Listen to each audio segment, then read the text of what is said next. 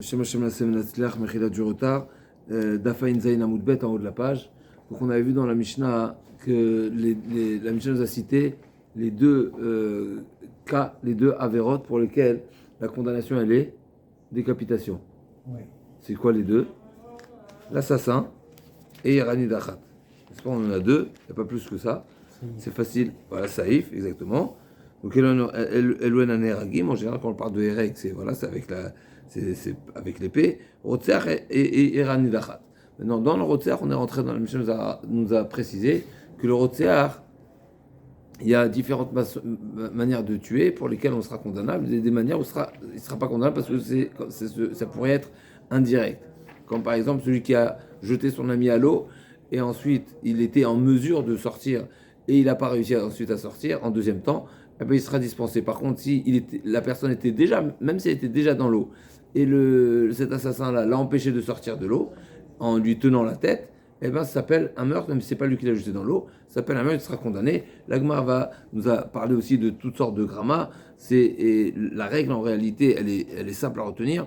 Si l'action de l'assassin est suffisamment, on va dire, non, c'est pas question de rapide, c'est qu'au moment de son action, l'élément qui va causer la mort est déjà présent, ça s'appelle que son action est liée à la mort, même si ça va mettre du temps. Comme par exemple, celui qui ligote son ami dans le froid ou sous le soleil. Ouais. Si le soleil est déjà là, donc l'action de la mort, donc l'élément qui est mortel est déjà présent.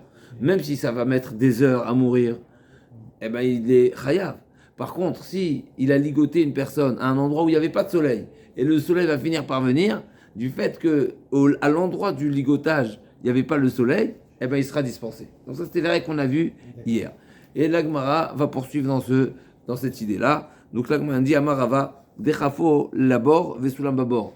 Donc il a poussé, il a jeté une personne dans un puits, et il y avait de quoi remonter du puits. Il y avait une échelle. Seulement qu'est-ce qui s'est passé? En deuxième temps, donc au moment où la personne a été jetée dans le puits, il y avait une échelle. Ubacha Vesilko, et ensuite c'est une deuxième personne qui est venue qui l'a retiré cette échelle, ou bien même lui-même. Oh, va filouhu kada Vesilko patour, des beidna, des chadiers, yachola lotu.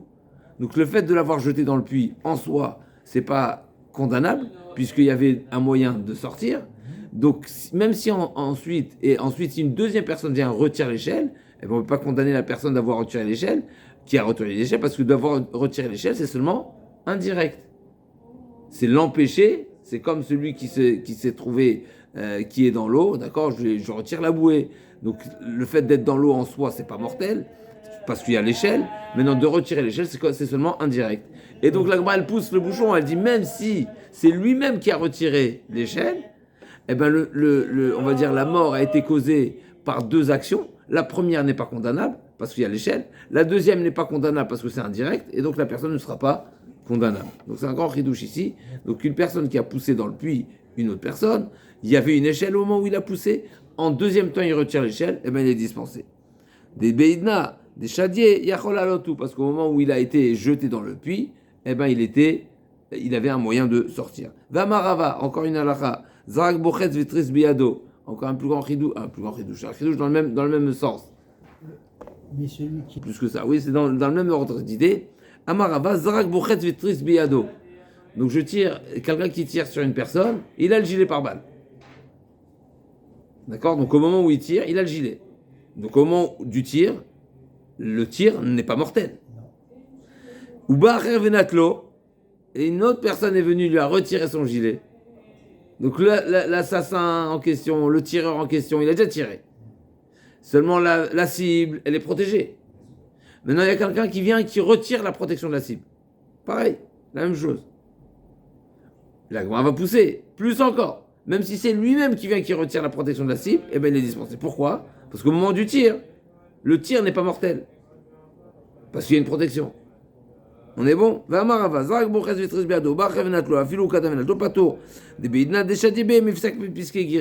qu'au moment du tir, la balle n'est pas censée causer un meurtre.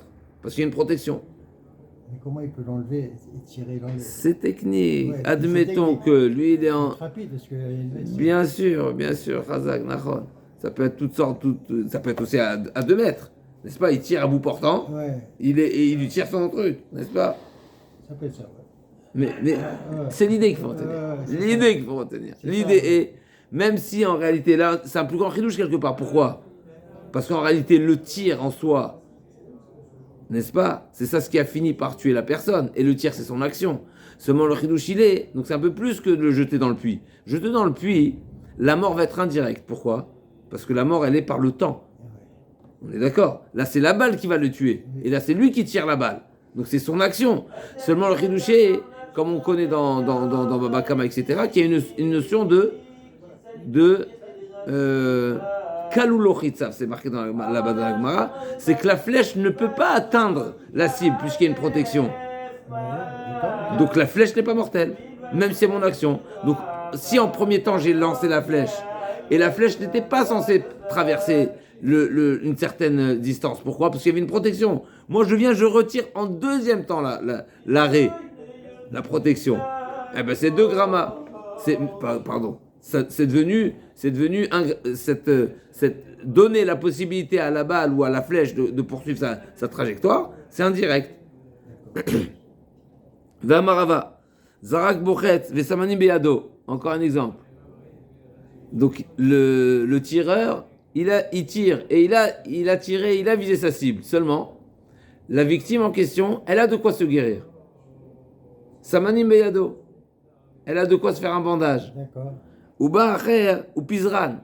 Et une autre personne est venue et a renversé, dispersé, lui a retiré ce bandage, les moyens de se guérir. Ah, ouais, ok.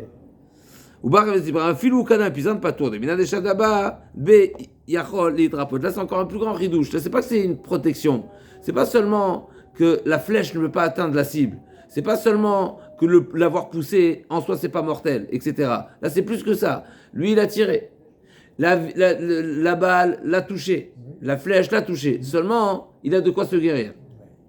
Et bien malgré tout je considère que là le coup, le tir, il est pas tueur. Ah, il est pas tueur. Ben non, parce qu'il a de quoi se guérir.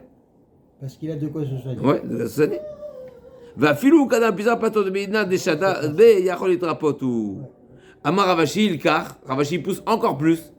Toi, Rava, tu as dit seulement s'il a l'antidote, il a la protection, il a la guérison dans les mains.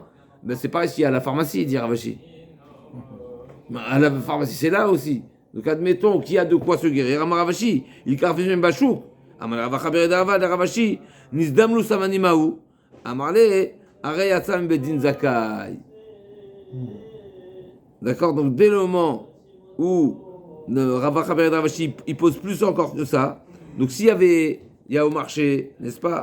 Il y a Cholid Rapot. Maintenant, Nizdamnulo, Mechida Rakshnia. Il avait une possibilité, d'accord? Donc c'est pas qu'il les a dans les mains, c'est pas qu'il y en a au marché, parce que maintenant il n'y en a pas au marché, mais à un moment donné il y en avait, et lui il les a pas achetés. Eh bien également il sera pas tôt. Pourquoi? Parce qu'à nouveau, le Beddin ne peut pas condamner la personne, alors qu'à un moment donné, l'agression, le tir, l'action de ce tireur-là, de cet assassin-là, n'était pas tueur, n'était pas mortel.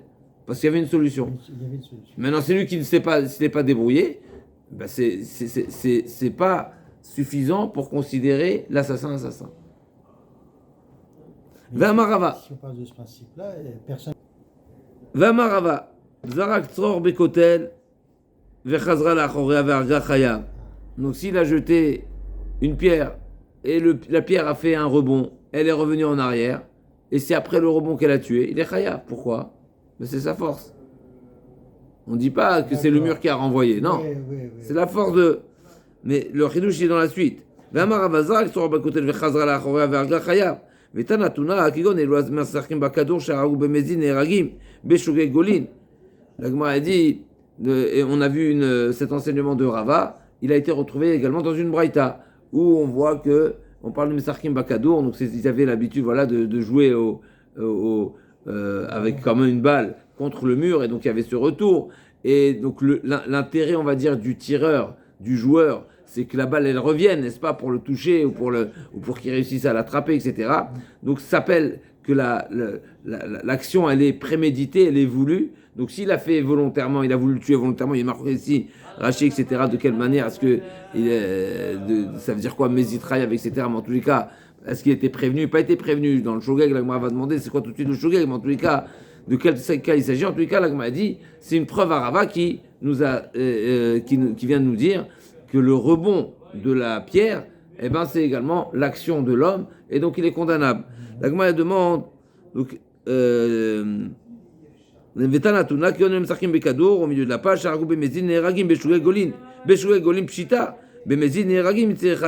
Gemara dit, si c'est Beshugeg, de dire qu'ils sont golés Beshugeg, c'est une évidence. Après, il n'y a pas de ridouche. La Gemara dit non, il y a un ridouche de dire que Bémézid, ils sont Neragim. C'est quoi le ridouche? Là aussi, on peut se poser la question. C'est quoi le ridouche? C'est un Mézid classique. Pourquoi c'est un ridouche de dire qu'il est Chayav?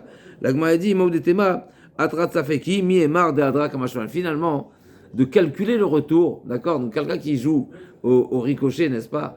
Donc, quelque part, le retour, il n'est pas évident, il n'est pas certain. Donc, peut-être qu'il y aurait un problème de Hatra, ce qu'on appelle Atrat Safek. C'est quoi Atrat Safek? Atrat Safek, il y a plusieurs formes de Atrat Safek. Ça peut être si nous, on ne sait pas s'il va transgresser. Par exemple, quelqu'un qui s'est interdit de manger aujourd'hui, s'il mange demain, d'accord? Donc, il a fait dépendre un interdit d'autre chose. Ouais. Aujourd'hui, quand on va lui dire, ne mange pas, mais il va dire, qu'est-ce que tu veux, aujourd'hui, je peux manger. La problématique, c'est, si je mange demain, alors aujourd'hui, ce sera interdit. D'accord? Quelqu'un qui s'est fait comme ça à condition. Donc aujourd'hui, est-ce qu'aujourd'hui j'ai l'interdit? J'ai pas l'interdit parce que peut-être demain je mangerai pas. Donc je peux pas le prévenir, c'est interdit pour toi de manger aujourd'hui. Ça s'appelle Atrat Safek. Là aussi, c'est une forme de Atrat Safek. Pourquoi? J'ai pas la certitude que le rebond, il va le viser. Donc c'est Atrat Safek. Quand quelqu'un, il vise quelqu'un, il le vise. Il lui jette une flèche, il lui lance une flèche, n'est-ce pas? Il a visé. Donc, même s'il y a toujours des probabilités... Voilà, quelque chose, c'est pas évident. Okay. Donc ça, c'est si on traduit simplement. C'est Atrat.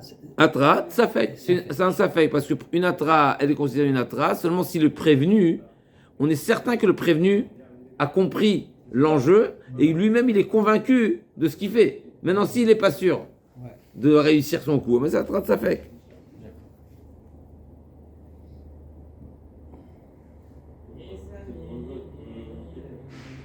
Et le chidouche, il est non. On considère que c'est pas Atrat Safek. Pourquoi? Parce que c'est l'habitude. C'est ceux qui jouent, les joueurs connaissent leur le billard Razak. Il y a des grands professionnels de billard qui sont capables de faire en 3 coups, 5 coups et que ça finisse par rentrer à la fin. Donc c'est Messarkim Bekadour, probablement ils sont comparés à ces pros qui ont ce savoir-faire et on ne considère pas que c'est Atrat Safek. Alors la Gemara elle continue. Tané Rav Tachnifa Bar Marava au milieu de la page. Kamed Rabbi Avo. Qui connaît le Msachim Bekado, on revient. Donc ceux qui ont l'habitude de jouer là avec de faire rebondir des balles. Alors les balles de l'époque, n'est-ce pas, c'est pas comme aujourd'hui, n'est-ce pas? Ils n'avaient pas ces moyens de retenir de l'air dans un. Ils n'avaient pas le plastique, etc. Donc ils mettaient à l'intérieur du solide, n'est-ce pas? Ils le protégeaient avec du cuir. Ça oui, le cuir ils avaient. Ils cousaient du cuir, mais qu'est-ce qu'ils mettaient à l'intérieur? Alors ça dépend. Si c'est les jeunes filles avec des pelotes de laine, si c'est des plus trucs, ils mettaient du bois ou de la pierre à l'intérieur. Donc ça peut être rasvesham, ça peut être mortel. En tout cas, donc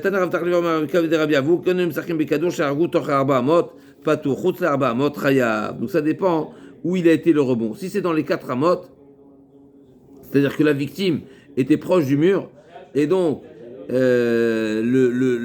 va dire que la volonté ou l'intention, et là encore une fois c'est discutant de Rachid Tosfot exactement, c'est quoi précisément le pshat ici, mais en tous les cas, si la victime était dans les 4 amot, était proche du mur, là il n'est pas tour, on va considérer qu'il n'était pas, d'après Rachid, il y a 2 explications, mais encore une fois, il ne sera pas tour de galout.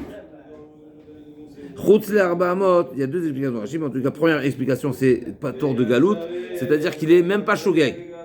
N'est-ce pas? On sait très bien que dans le shogeg, il y a 3 niveaux de shogeg. Il y a le shogeg classique. Shogeg, c'est par inadvertance. Mais combien inadvertance? Il y a le shogeg qui est presque un honest, c'est presque un cas de force majeure. Ça veut dire que c'était impensable, inimaginable, c'était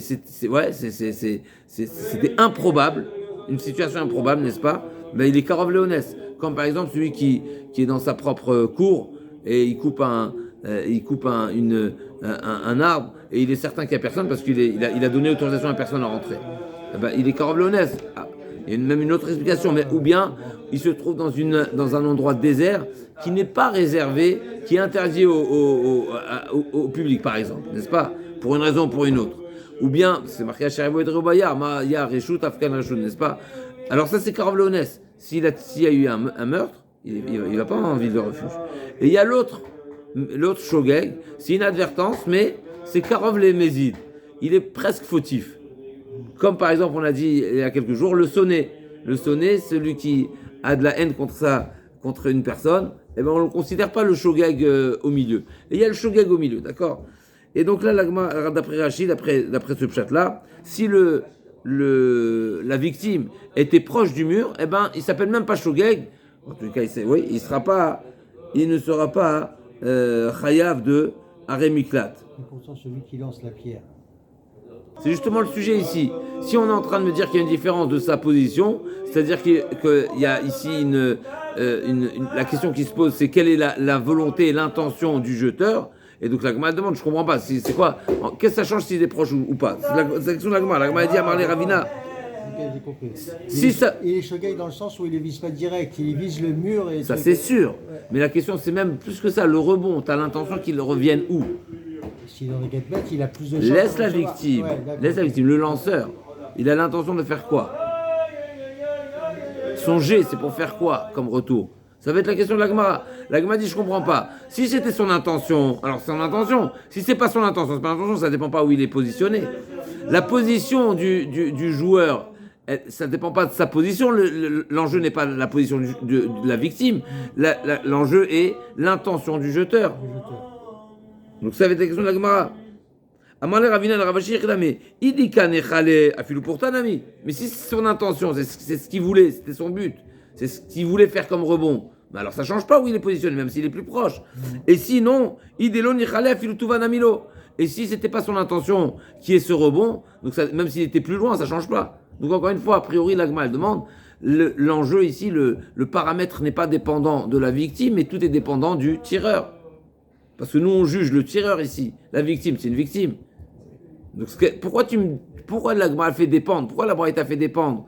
La Memra fait dépendre de la position de la victime. Tout démarre de l'intention du tireur. La Gemara dit non, Stam Mesachim Bekadour. La Gemara dit Stam Mesachim Bekadour. Kemad Minach Nichale. Kemad Ailfe Minach Nichale. En général, les joueurs, ils ont leur objectif.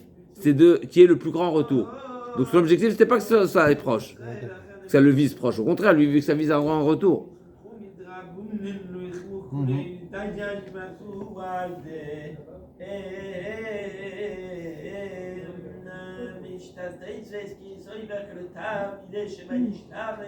Okay.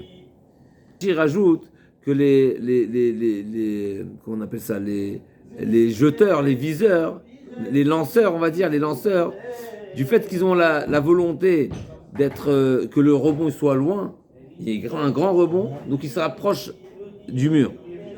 Ils se rapprochent du mur pour qu'il y ait un rebond.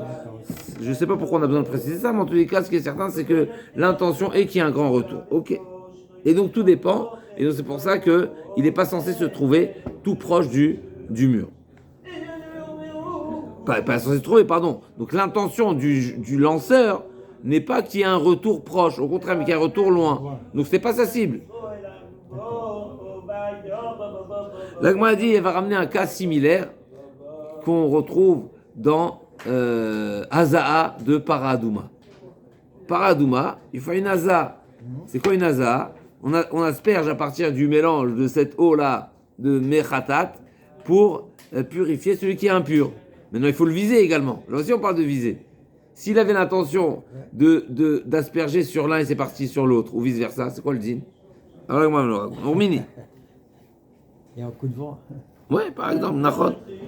Nous, comme Minach Nichale, les Memra des cas, la Gemara en déduit. Ça veut dire, la fin des courses en tout cas, c'est que si le rebond, il est condamnable, ça veut dire forcément que la notion du rebond, ça s'appelle sa force, ça s'appelle son action. Et donc c'est condamnable. Et on ne dit pas que c'est indirect, etc., comme on a vu dans les cas précédents. La Gemara dit Ormini, Amekadesh, Venafal Kiddush Aliado, Alatzad, Vachanafal la choquette, Pasoul. Donc Amekadesh, c'est celui qui fait la Hazaya de Mepara, Venafal. Donc Amekadesh, c'est celui qui va faire le mélange, de l'eau et de la cendre de Paradouma. Venafal, Kiddush Aliado, Alatzad. Et c'est tombé de ses mains. Hein. D'accord? Donc lui, il avait la cendre qui devait mélanger avec. D'accord? Mélanger la cendre avec l'eau. Alamaï Machaim, c'est marqué dans la Torah. Donc la cendre, on la met sur l'eau, en deuxième temps. Et après, n'est-ce pas? Et maintenant, cette cendre-là, il n'a pas eu le temps de la verser dans l'eau, qu'elle est tombée. Elle lui est tombée des mains. Donc, Nafal et Kiddush Aliado, ou Alatzad, sur le côté, donc sur sa main. Donc, lui, il a versé, c'est tombé sur sa main, lui est tombé dans le récipient. Ou c'est tombé sur le côté du récipient. Nafal la choquette. Et en deuxième temps, ça rebondit donc dans l'eau. Donc, admettons, d'accord, j'ai un récipient avec des rebords, par exemple, et j'ai versé la cendre. Au lieu de la verser directement dans l'eau, c'est tombé sur le rebord, et ensuite c'est tombé dans l'eau. Est-ce que ça s'appelle que c'est toi qui as mis la cendre dans l'eau ou pas? A priori, d'après ce qu'on vient de voir, on vient d'apprendre qu'un lancement à rebondissement, ça s'appelle un lancement, ça s'appelle ta visée. Et c'est pour ça que s'il y a eu un meurtre, la personne est chayav mita. Alors pourquoi ici on considère que c'est pas un bon jet, c'est pas un bon versement? Parce que lui, On m'a dit, c'est une bonne question. Maintenant, il y a qu'il n'y a pas besoin de. Il est suffisant d'une kavana spéciale, mais tu as raison. A priori, on aurait pu répondre que cette histoire de Kiddush de Paradouma, il a raté son coup, en réalité. Parce qu'il n'avait aucune intention de. Mais malgré tout, il a voulu, d'une manière générale, il a voulu son objectif, c'est quoi? C'est que ça finisse là-bas. Donc même si j'ai raté mon coup, et là c'est un grand Kiddush ce qu'on apprend ici, même si en réalité j'ai raté mon coup, si en réalité c'est ma volonté et c'est le rebond, ça devrait être mon coup. C'est raté, c'est juste, mais c'est pas rebond. Donc il y a la volonté, ça s'est fait en 2 fois. Effectivement, j'entends moi aussi j'aurais été dans ta direction et j'aurais proposé cette réponse-là, mais la Gemara a dit différemment. La Gemara a dit que le rebond il n'était pas direct, c'est-à-dire c'est comme s'il y a eu un temps d'arrêt sur le rebord et ensuite ça s'est tombé tout seul. oui, c'est sûr. Ça s'appelle indirect. Tout ce qu'on a dit jusqu'à présent, que le rebond, c'est son action, c'est parce que le rebond, il est direct. C'est-à-dire, c'est la force que je mets dans cet objet, dans ce lancement, qui cause le rebond. Maintenant, si je dépose quelque chose en haut d'une colline, et ça roule, c'est ma force ou pas? Non, c'est la gravité. C'est la force de la gravité. Et bien là aussi, pareil. Admettons que si j'ai versé le FR para, je l'ai lâché de ma main, et c'est tombé et ça rebondit directement sur le rebord et ensuite sur l'eau directement. C'est un rebond. Ça s'appelle son action. Ça s'appelle sa force. D'accord. Par contre, si c'est parti de lui-même, comme par exemple c'est tombé sur le rebord et le rebord il était incliné et ça finit par glisser, ça non. D'accord. Ça c'est la gravité, c'est pas mon action. Donc et donc c'est pas son corps, c'est pas son action directe. Ok.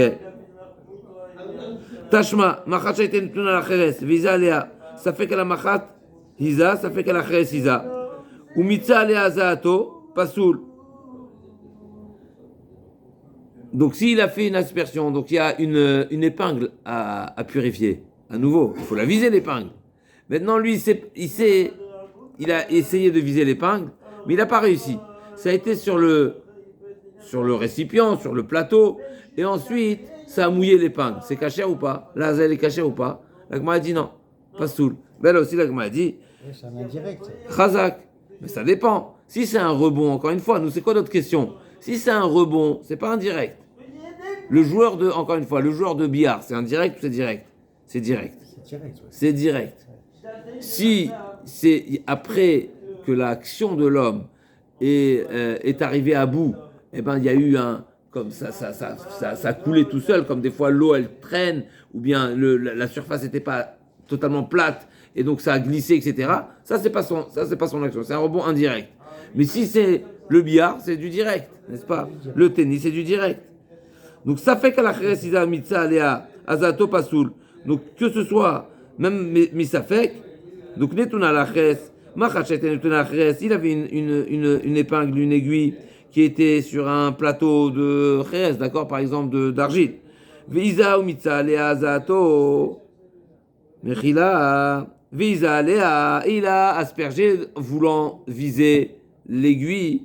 Ça fait qu'à la Machatiza, ça fait qu'à la Kheresiza. Maintenant, il n'est pas sûr, il n'est pas convaincu d'avoir visé directement l'aiguille. Umitza Alea, et ensuite, l'eau, elle a fini par atteindre l'aiguille, Pasoul. Mechila, Machatchetenuta la Kheresiza Alea, ça fait qu'à la Machatiza, ça fait qu'à la Kheresiza. Umitza Alea, Ken, Azato Pasoul, la Marafrina, Bar Yuda, Mishme Derav, Matza Itmar. C'est pas Mitza, mais c'est Matza. Et encore une fois, n'est-ce pas, c'est pas Matza ou Motse, mais c'est Matza. C'est-à-dire que c'est pas par la force à nouveau de sa haza'a, de son aspersion, mais c'est tout seul, c'est venu, l'eau a rejoint l'aiguille. Ravapa, Amar Ravapa.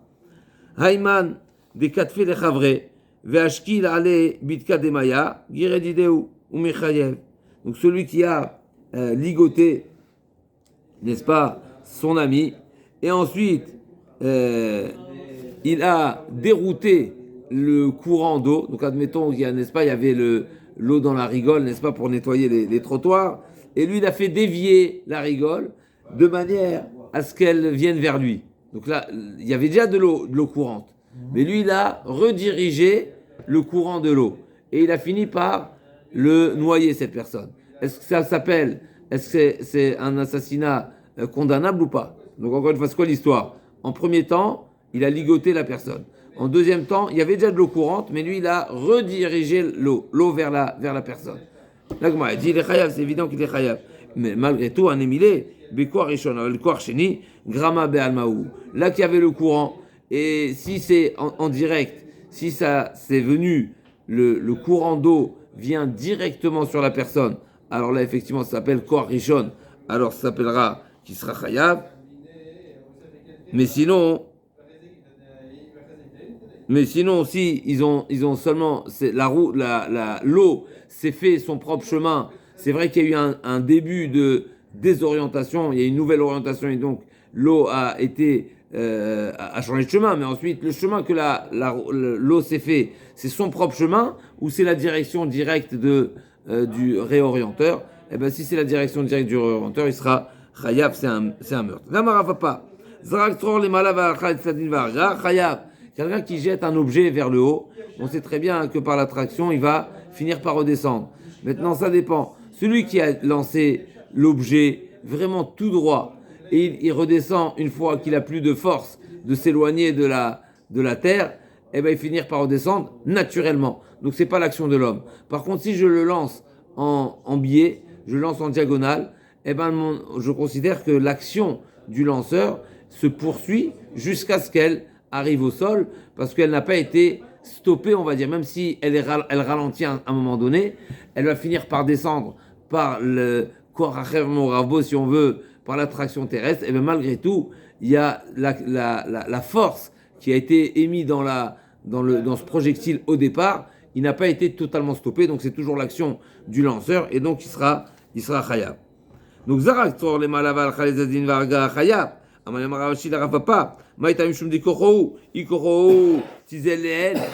je comprends pas. Mais pourquoi tu considères que c'est sa force? C'est vrai qu'il a jeté en diagonale et il n'y a pas on va dire que sa force n'a pas été totalement stoppée. Mais au final, ça va être la réponse d'Agmar déjà. Mais au final, si l'objet jeté, le projectile n'a pas suivi la courbe initiale, donc cette même diagonale, donc forcément, c'est que la force a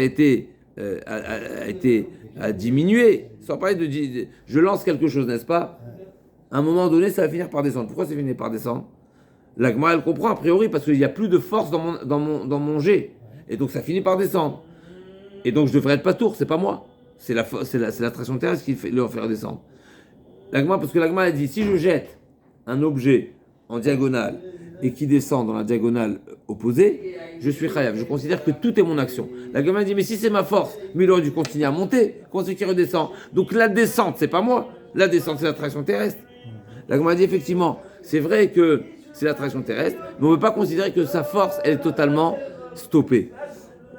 Vilo koro, tizel tarat, ela koar karchushu. La gamin dit, c'est quand même.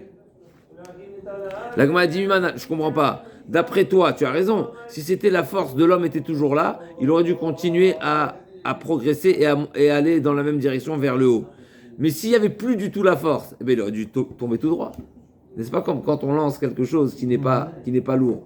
Eh bien, à un moment, une fois qu'il y aura plus de force dans le lancement, ben, ça va tomber tout droit. Le vent, l'air va freiner la trajectoire de la chose et il va tomber tout droit. Si l'objet en question, il a poursuivi une trajectoire, même si c'est redescendant, alors c'est sûr qu'il y a l'effet de l'attraction, c'est sûr que la puissance du lancement, elle est atténuée, mais c'est sûr qu'elle est encore là, parce que sinon elle devrait tomber tout droit.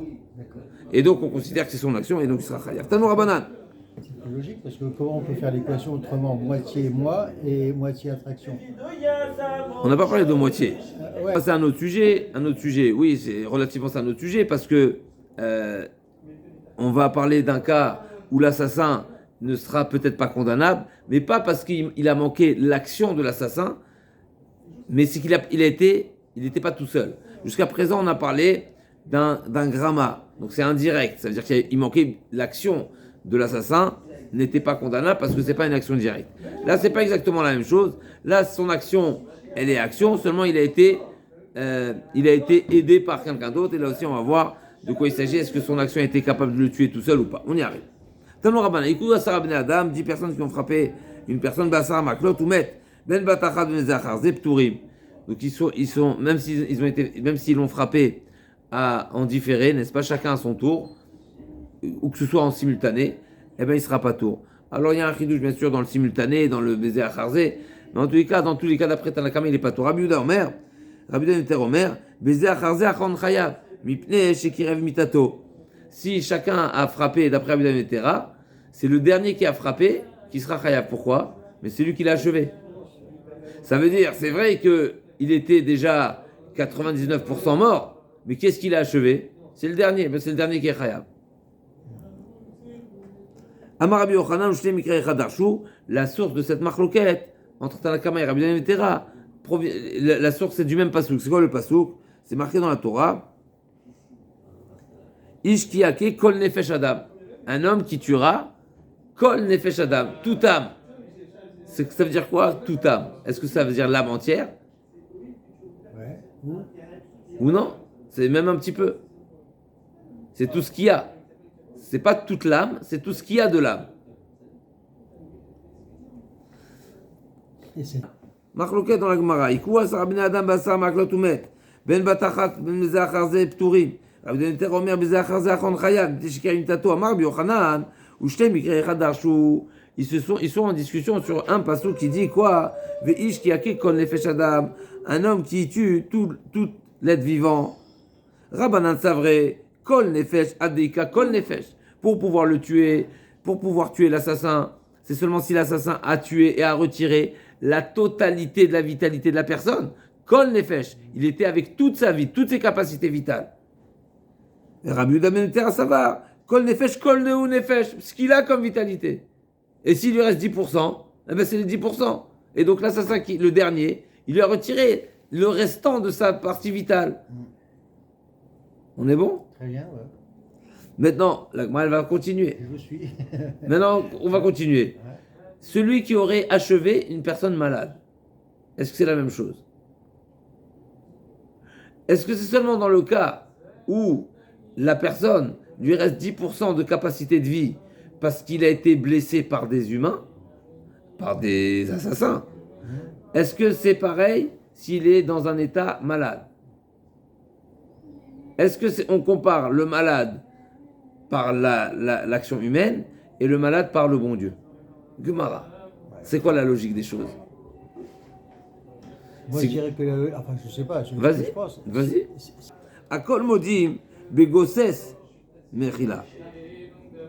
Amarava, kol modim beoreg et atrefa, shiu patour. Tout le monde est d'accord que celui qui aurait tué, qui aurait abattu une tréfa, donc c'est quelqu'un qui n'est pas viable, tréfa, donc ça veut dire qu'il a été atteint par quelque chose qui va lui mettre une fin à sa vie. Donc, par exemple, ses poumons, son cœur est touché, sa tête est touchée. C'est une tréfa. Akol modim beoreg et atrefa, shiu patour. Begoses bide shamaim shiu chayav. Par contre, si c'est un homme qui est dans sa phase finale, mais c'est par le bon Dieu. C'est pas que quelqu'un l'a frappé ou quoi que ce soit. C'est qu'il est malade. Il est en fin de vie, n'est-ce pas? Il perd ses organes lâches. Mais tout le monde est d'accord, même si sa capacité de vie est très réduite, mais ça s'appelle d'avoir tué une personne vivante. Et donc tout le monde est d'accord que c'est khayab. L'onechlekou la begoses bidéada. Toute la marloquette entre Tanakama et Rabbi Yehuda ben Betera, c'est seulement si la personne a achevé une personne qui était gossesse, qui était mourante, mais bidéada. Donc, comme nous avons dit, le cas de Esser Maklot. Il y a 10 assassins. Ok, d'accord. D'accord? Ah, c'est quoi la différence entre gossesse et tréfa? On y arrive tout de suite. Amarmar, Mar medamele tréfa. Oumar medamele les gossesses, bidé shamaï. Donc dans cet état-là, où la personne a été frappée déjà par des humains, comment je le considère? Je considère une tréfa comme quelqu'un qui a déjà été une tréfa. Il est pas viable, mais par un élément, on va dire, actif d'une personne.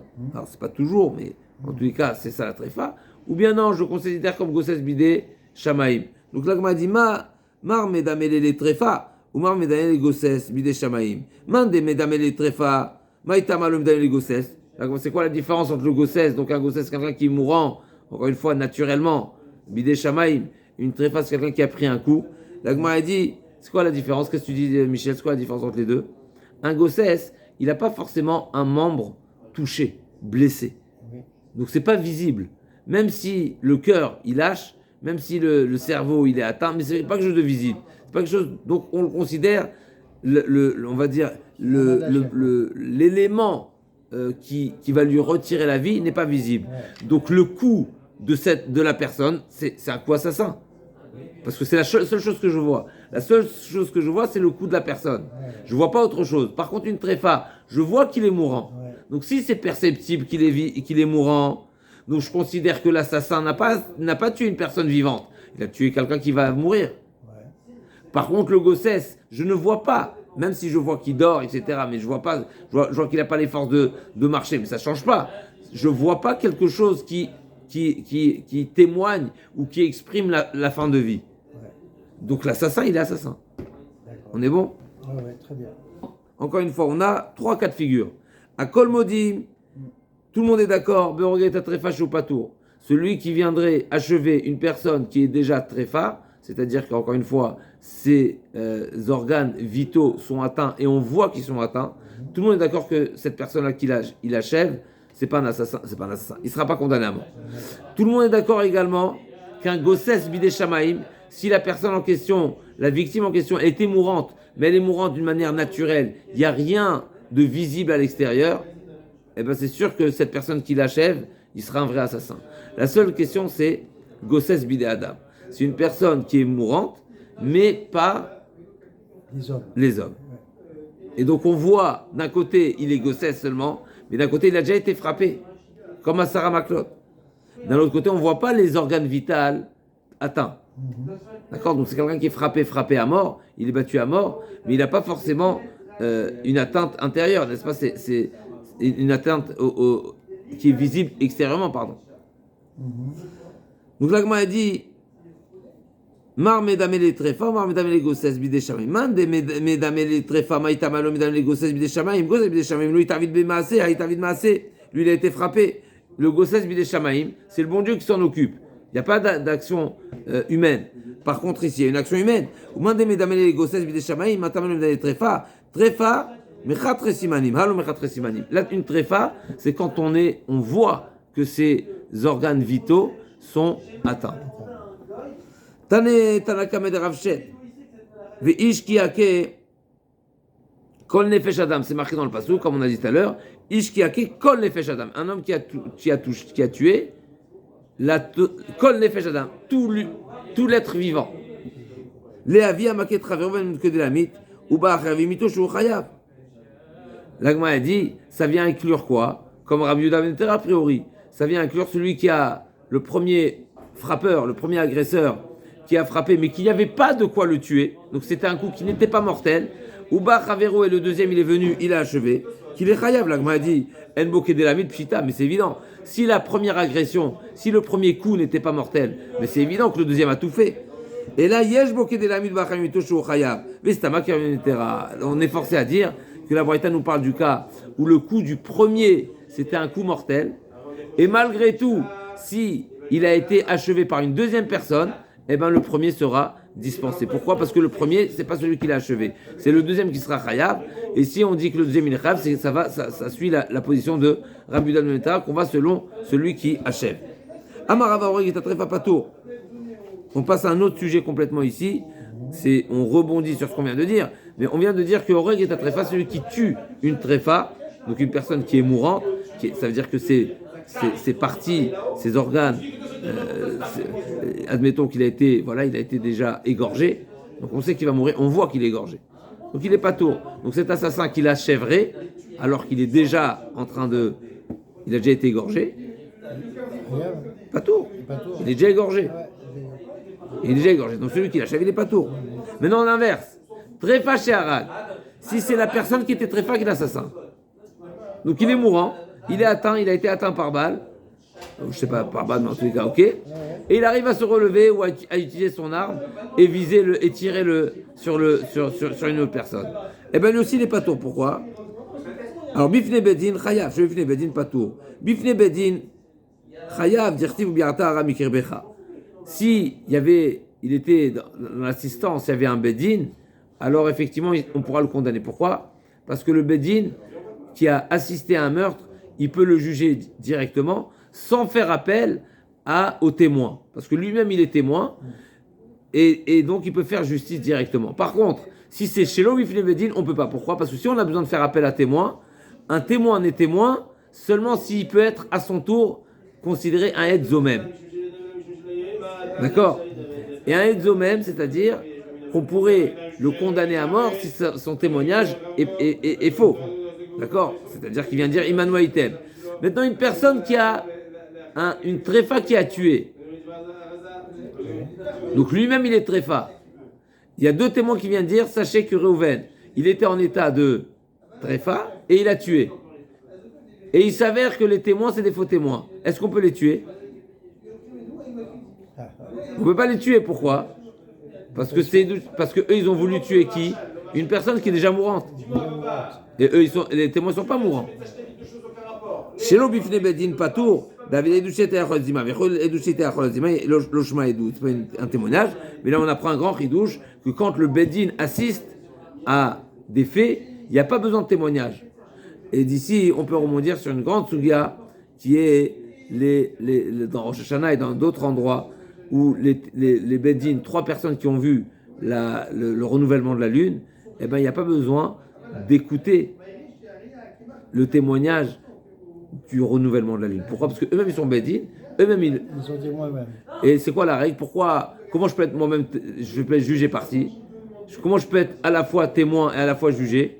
La Gemara a dit il y a une règle. Chez l'Ote Shmiak de la Mereya, si tu venais dire que le juge ne veut pas être lui-même le témoin, ça voudrait dire que l'écoute du témoignage par le juge, il est encore plus fort que ce que le juge voit par lui-même. C'est impensable. C'est impensable. C'est pas logique de dire que ce que le juge voit, c'est moins considérable que ce que le juge entend. Encore quelques lignes. Amarava. Un rovet à tréfa. Donc celui qui a une relation avec une personne qui est tréfa. Chayav. Donc le rovet, il est chayav, même si la victime, donc l'abusé est tréfa, et ben l'abuseur, il est condamnable. Par contre l'inverse, tréfa sherava bifne bedin chayav, shofne bedin patour. Là aussi pareil. Si c'est le rovéa, le violeur, qui lui-même était tréfa, et ben si le bedin était présent, eh ben ils pourront le condamner. Sinon non. Pourquoi? Bifne Bedin, là aussi c'est marqué qu'on élimine le mal. Chez le Bifne Bedin, pas tour d'Avedouché Yatayachozima, Hatula Mali. Pourquoi il était nécessaire de m'enseigner les deux enseignements? Le premier concernant le meurtre et le deuxième concernant l'agression de Rovea. La Gemara dit Haïnoir, à Rovea et Trefa, il s'est chalé, Motema, Levé, Kema, Demishamesh, Met, Velipater, Kamashami, Shumanaou, Veitleana. J'aurais pu croire, la Gemara dit non, il y a un ridouche ici. J'aurais pu croire que celui qui est le Trefa, qui est Rovea, donc peut-être qu'on aurait pu dire, il n'est pas en état maximal, dans son état maximal, avec toute sa virilité, d'accord? Parce qu'il est mourant. Et donc j'aurais pu dire, c'est comme celui qui aurait une relation alors que son membre, il est complètement au repos. Le membre au repos, on sait que c'est pas condamnable. L'Agma a dit non, c'est pas le membre au repos, parce que finalement, il y a quand même un petit peu d'ana, il ressent une ana, et l'ana, elle est suffisante pour le condamner. Vamarava, Edim Sheidou Bitrefa, Veuzmu Eneragim. Donc des témoins qui ont accusé une tréfa, et il s'avère que ce sont des faux témoins, ils seront pas condamnés.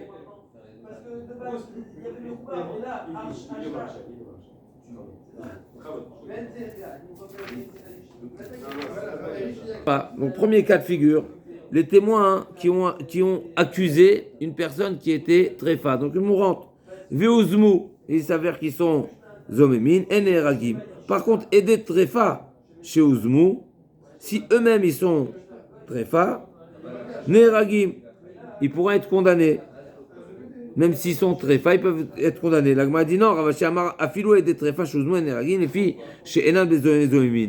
C'est vrai que si on regarde au premier degré, eux, il n'y a pas de raison de ne pas les condamner. C'est pas parce qu'ils sont zomémines qu'ils ne sont pas condamnables. L'Agma a dit non, parce que c'est pas des zomémines. C'est-à-dire, si on venait à révéler que c'est pas la première paire, ça veut dire qu'il y a trois paires ici. Une première paire qui sont paires de témoins. Deuxième paire ils sont venus démentir les premiers. Il y a une troisième paire qui vient démentir les démenteurs. Donc il s'avère que le premier témoin, la première paire était juste. La deuxième, c'était la paire la menteuse. Et la troisième, c'est la juste.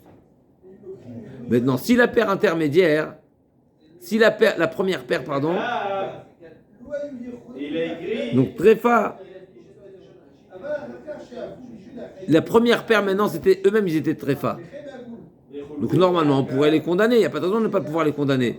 Parce que si une paire venait les démentir, on peut avoir Azama. N'est-ce pas?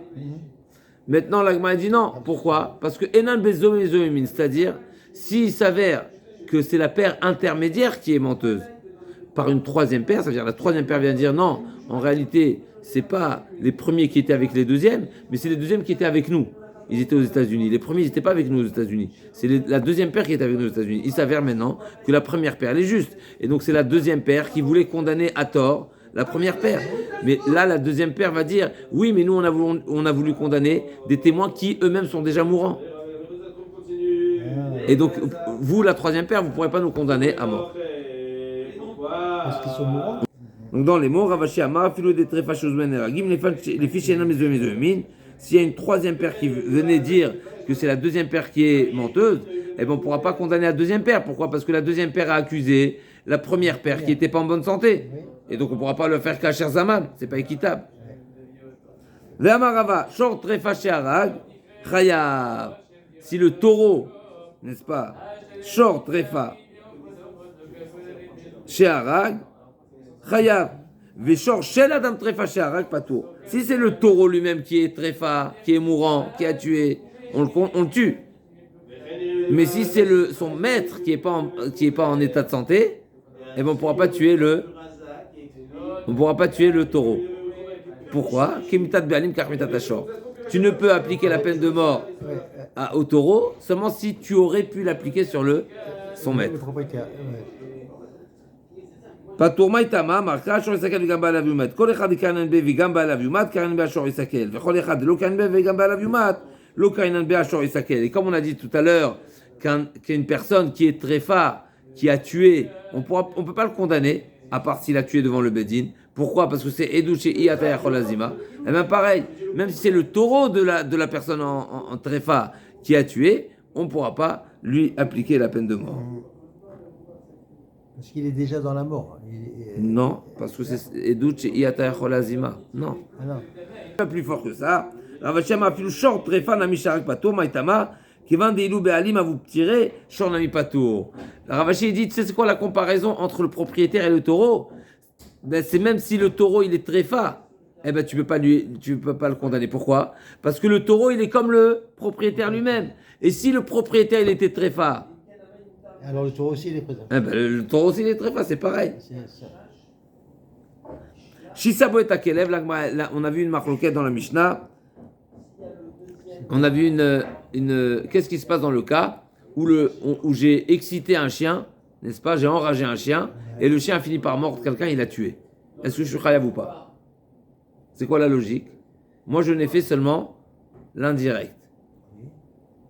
Qui est-ce qui a tué au final? C'est le chien. Et avec le. On lui a rien fait, c'est Khazak. peut-être. Oui. Oui, Khazak. Donc moi j'ai excité le chien, je n'étais que l'exciteur, je ne suis pas assassin. Donc ça on est d'accord. Mais pour le serpent, il y a une marloquette.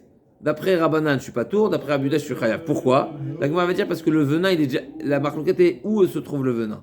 Il se trouve à l'intérieur de son corps ou à l'extérieur déjà? Dans ses crocs. L'agma dit, chez Timtse Lomar, Maravachabar, Yaakov Timtse Lomar, il dit Rabiuda, Eres Nachash, Ben Omed, il est déjà prêt à être craché. Les Fikach Makish, Besaïf, Venachash Patour. C'est pour ça que celui qui a approché donc le serpent de sa victime, eh ben, il est chayav comme si il est chayav décapitation. Pourquoi? C'est un assassin direct. C'est comme s'il avait utilisé n'importe quelle arme pour tuer quelqu'un. Parce que l'arme est déjà dégainée. Par contre, après Rabbanan, les Vachamim, Eres Nachash Me'atzmo, ou Maki, les Fikach Nachash Biskila va Makish Patour. Donc, d'après Rabbi Yehuda, le Nachash, il est seulement utilisé comme un outil, comme une arme. Et c'est pour ça que l'acteur, il est chayav, et la bête, elle est patour. Alors, d'après Rabbi Yehuda, c'est l'inverse.